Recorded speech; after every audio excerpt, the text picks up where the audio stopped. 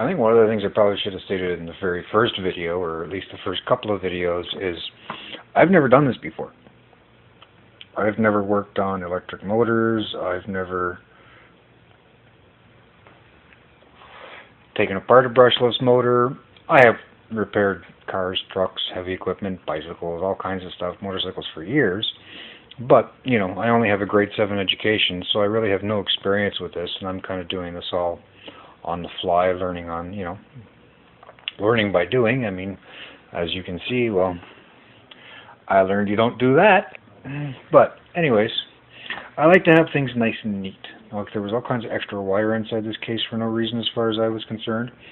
So as you can see, as far as my opinion anyways, now of course the silicone looks kind of sloppy in there, but the silicone is just to hold the wires where they go through the housing in place, just to stop any vibrations, just to keep any wear points from happening, minimizing any risk of short circuits or having to open the goddamn case again, because opening the cases on some of these motors is a royal pain in the butt.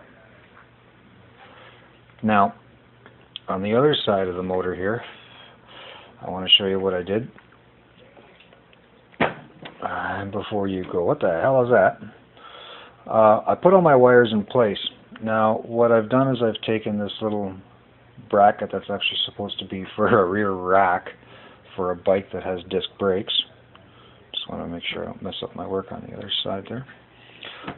So anyways, again, I put my wires in place, and as you can see, they more or less sit down. There's a very, very slight, I'm hoping the bearing should be able to compress that, because you know, I'm just doing this by hand, and as you can see with the pull ties to hold it in place.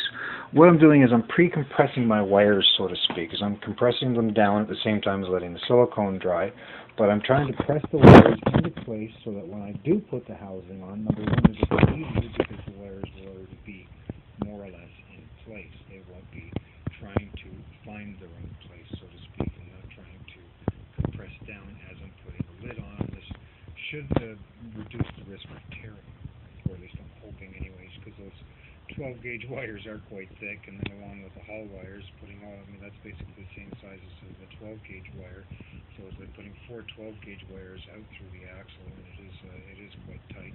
I might actually even have to lose the seal on the housing where the wires come out, and I might have to pop that seal out, or I might take my Dremel tool to the seal and trim the seal down a little bit, so there's less risk of it actually rubbing on the wires, and still provide some protection. I'm probably going to drill a couple of holes in the housing, very small holes in the housing, so that I can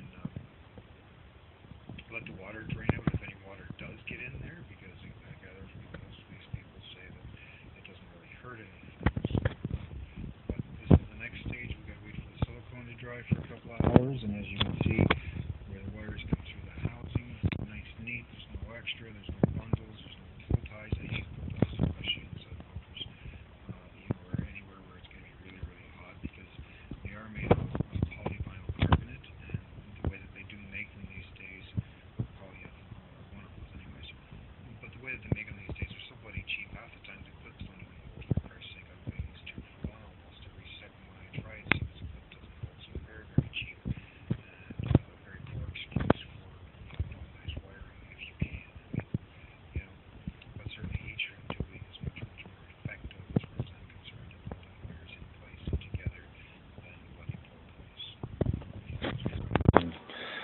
We'll do the next video after we get some of the reassembly done.